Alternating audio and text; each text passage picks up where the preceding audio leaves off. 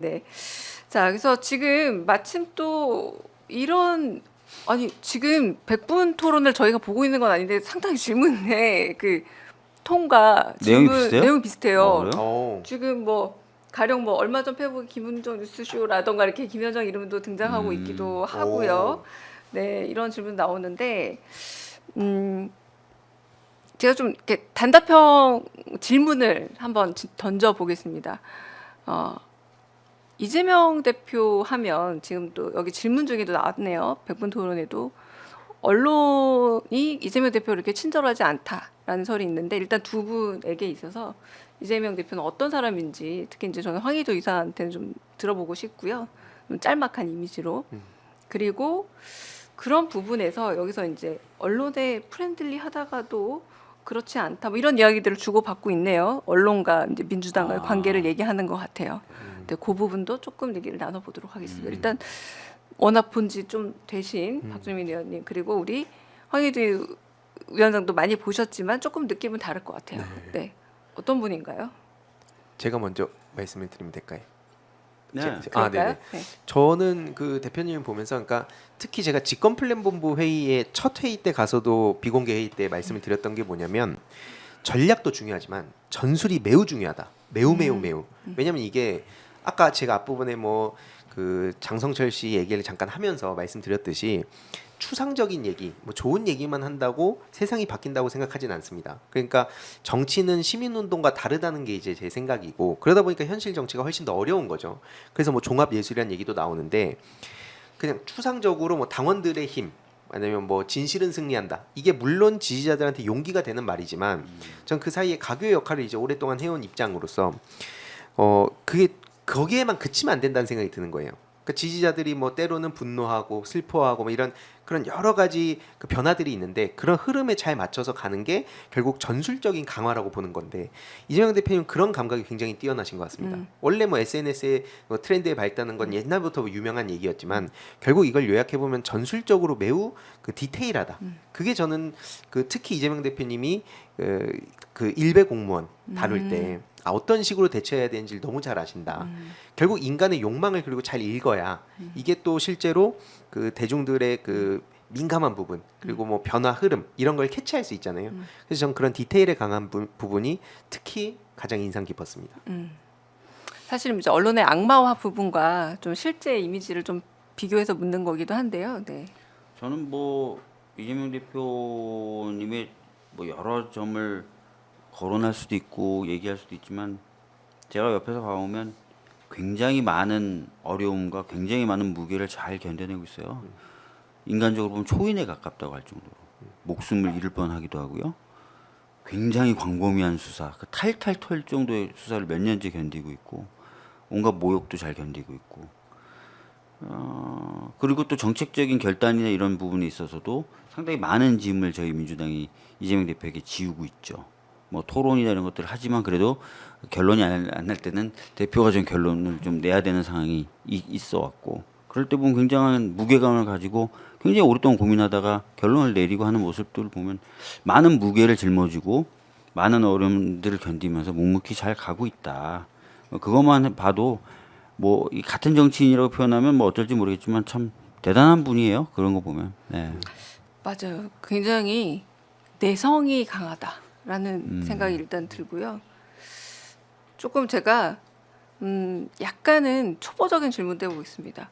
명태균 특검법이 가다 보면 결국은 김건희 씨 수사해야 되지 않을까요? 그런데 그 만약에 부부가 같이 수사를 받는다거나 윤석열과 김건희가 내지는 김건희가 구속이 된다거나 라는 상황까지 만약 가게 된다면 이 부분에 대해서 굉장한 연민의 정이 생길 것이다라는 동정 여론이 생길 것이다라는 우려를 벌써 하시는 분들도 있더라고요.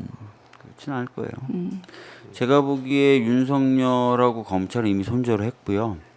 철저히 수사한 다음에 그 다음에 아까 말씀드렸던 대로 누군가를 돕는 것까지 이제 결정이 끝나면 판단이 끝나면 아마 엄청나게 활용할 거예요.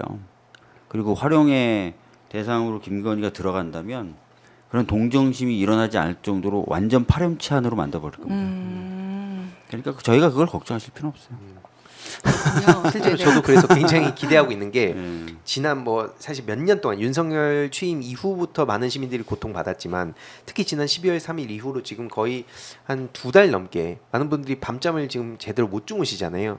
근데 저는 이제 조만간 그 저들이 엄청난 폭탄을 끌어안았다는 걸 이제 보게 될 거다. 그래서 저는 이걸 좀 기대하셔도 좋다 말씀드리고 싶은 게 말씀 주셨듯이 결국 윤석열은 탄핵이 될 거고 그럼 그 이후에 윤석열을 지킬 것이냐 아니면 버릴 것이냐 버리고 현실적으로 국힘의 새 얼굴을 세워서 거기에 붙을 것이냐 이 싸움이 엄청나게 벌어질 거거든요. 그러니까 지금은 그동안 그냥 내란옹호 뭐 이런 걸로 이제 뭉쳐 있었지만 이제는 그거에 대한 대가를 치러야 될 상황이 왔고 실제로 벌써부터도 큰 틀에서 보면 세계로교의 그 소년보 예, 그쪽이 이제 막 전환길 쪽이랑 붙어 있고 그다음에 이제 또 다른 쪽엔 정광훈 씨가 또 사랑제일교회 쪽으로 해가지고 그쪽에 뭐 신의 한수 이렇게 또 나뉘어 있거든요.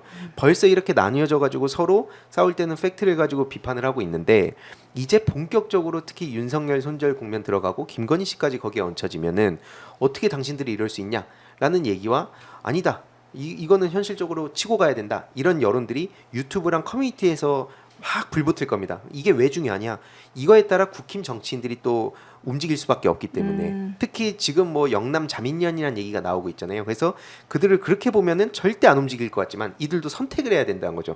갈아탈 것이냐, 아니면 계속 이미 죽은 권력에 붙을 것이냐. 그럼 이렇게 죽은 권력에 붙었을 때 자기들의 미래가 그려지잖아요. 그렇기 때문에 여기서 옮겨 타는 순간 그동안 그렇게 찬양하던 유튜버들이 어떻게 돌변할 것인가. 이게 조만간 본인들이 다 감당해야 됩니다. 자기들이 다 씨앗을 뿌려놓은 거예요. 그러니까 그런 게 이제 어려움이 있을 거라고 예상이 되니까 조선일보 같은 데는 훈수하는 거죠. 조갑제나 하야해 차라리. 제3의 길을 네, 하야해 차라리. 모색해라. 하야하고 네. 룸을 좀 만들어 줘. 네. 이렇게 지금 하는 거죠. 네, 뭐 닉슨 얘기하면서 굉장히 뭐 후석을 깔고 있고 뭐 중대결심 운운하고 있지만 그냥 제 판단에는 윤석열은 절대 그럴 사람은 아닌 것 같습니다. 네. 그럴 깜냥이 안 되는 사람이고. 네, 오늘 또 내란 종식 민주 헌정 수호 새로운 대한민국 원탁 회의도 출범을 했습니다. 근데 여기서 이제 개혁신당도 함께 했으면 참 좋았겠다라는 생각도 말씀을 하셨어요. 자, 민주당의 통합의 범위 두 분이 생각하는 어디까지 품을 수 있다라는 범위가 혹시 있으실까요?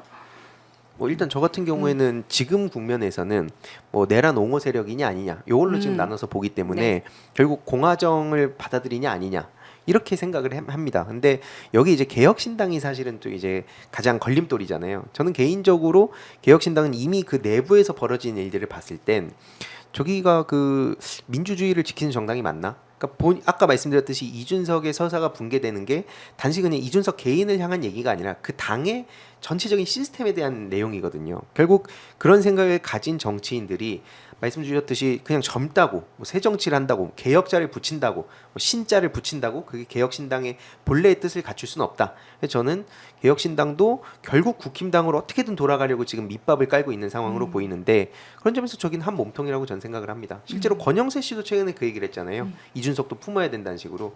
그래서 저는 뭐 그 같은 그룹이라고 생각을 해서 개혁신당은 빼고 생각하고 있습니다. 어디까지 품어야 할까요? 아니 그러니까 지금 이제 그 어떤 가치를 우리가 세우느냐에 따른 문제인 것 같아요. 그래서 헌정 질서를 수호하고 내란을 종식하는 데 힘을 모으겠다.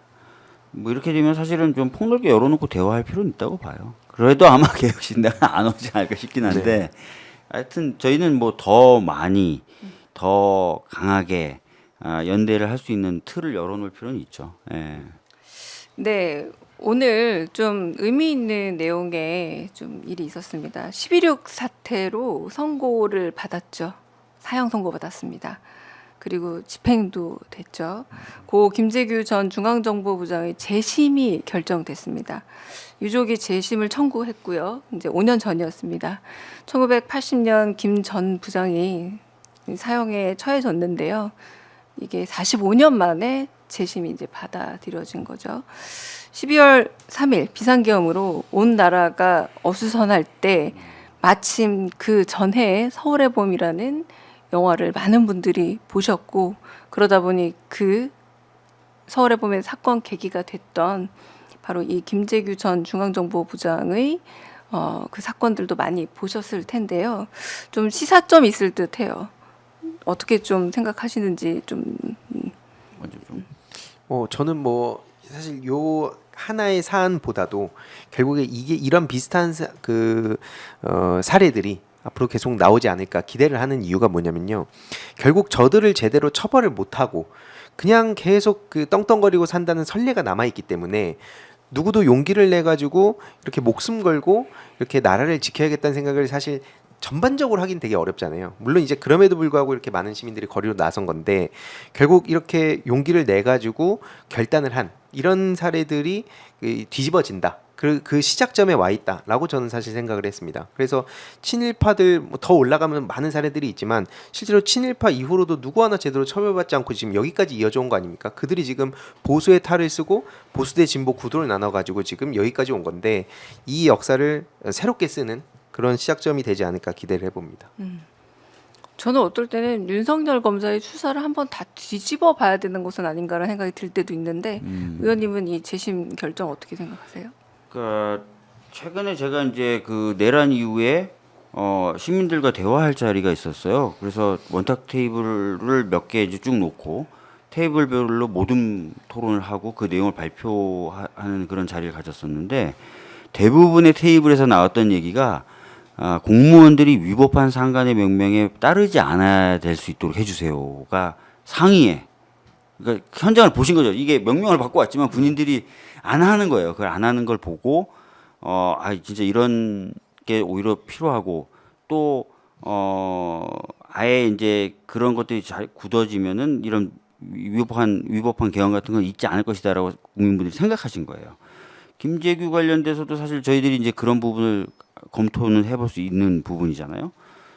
그래서 그런 문화나 아니면은 그런 법제 이런 것들도 한번 이번 내란 이후에 좀 역사적으로도 좀 재조명해야 될 건 재조명하고 바로잡아야 될 건 좀 바로잡고 그렇게 갈 필요가 있지 않나? 그래서 저는 지금 국가공무원법 개정할 준비 중에 있어요. 네. 그러니까 매우 의미 있는 재심 결정이고 많은 분들이 저는 어르신들이 이렇게 얘기하는 거 많이 봤어요. 그날 김재규가 어디로 갈지 결정하는 그 순간 자신의 목숨이 달라졌다. 네. 뭐 정복으로 갈 것이냐 아니면 육군으로 갈 것이냐 그게 아닙니다. 라는 거죠. 그 어디로 갈지가 중요한 것이 아니라 그 결정이 가지고 온 이후에 군사 쿠데타로 또 무너졌는지가 중요한 문제인데 그 모든 것들을 한번 되짚어보는 계기가 되지 않을까 싶고요. 노무현 대통령 말씀 역사는 더디지만 앞으로 간다, 진보한다라는 이 말이 지금 재심 결정에서 한 번 더 가슴으로 와닿는 일이 아닌가 싶은데 민주당 책임이 막중합니다. 그리고 저희 같이 위원장 맡으신 황희도 이사님의 책임도 막중하시고 우리 상임위원장이자 그리고 우리 박주민 의원님의 책임도 막중하고 저도 저로서 해야 될 일이 막중하지 않을까 싶은데요. 지금부터 조금 더 긴장된 시간을 보내긴 하겠지만 아마도 지금 봄이 오고 있지 않습니까? 오늘은 좀 매우 춥습니다만 봄이 오고 조금은 더 나은 세상이 오기를 기다려 봅니다. 오늘 함께 시청해 주신 여러분 매우 감사합니다. 저 하루밖에 못 봐서 좀 아쉽지만 원래 이 자리는 곽수산 씨의 자리라는 거 알려드리면서 오늘 정리하고 마지막으로 간단한 인사하면서 정리하겠습니다. 네, 뭐 앞에 말씀 주셨듯이 게임 특기 열심히 또 역할을 할 예정이고요. 그리고 또 사이버 대응 이 굉장히 중요해진 시대다 보니까 앞으로 그 영역에서 열심히 또 노력해서 성과를 내도록 하겠습니다. 네, 감사합니다. 네, 박주민 의원님. 사실은 많은 분들이 매일매일 불안하고 피곤하시다 맞아요. 그래요. 이 헌재에서 재판 진행되는 걸 보시면. 근데 오늘 제가 다른 방송에서도 말씀하셨지만 잘 진행되고 있습니다. 너무 불안해하실 필요는 없다. 물론 저희가 긴장을 완전히 풀어서는 안 되겠지만 그래서 저희들은 이제 잘 진행되는 것을 전제로 미래에 대한 이야기도 이제 나눠볼 필요는 있다. 그 무렵에 이제 게임 특위 출범을 진심으로 축하드리고요. 저도 게임 굉장히 좋아합니다. 감사합니다. 잘 되시길 기원드리겠습니다. 고맙습니다. 네, 같이 시청해주신 여러분 감사합니다. 많이 봐주시고요. 조댓구알 좋아요, 구독, 댓글, 알람 설정 부탁드립니다. 감사합니다.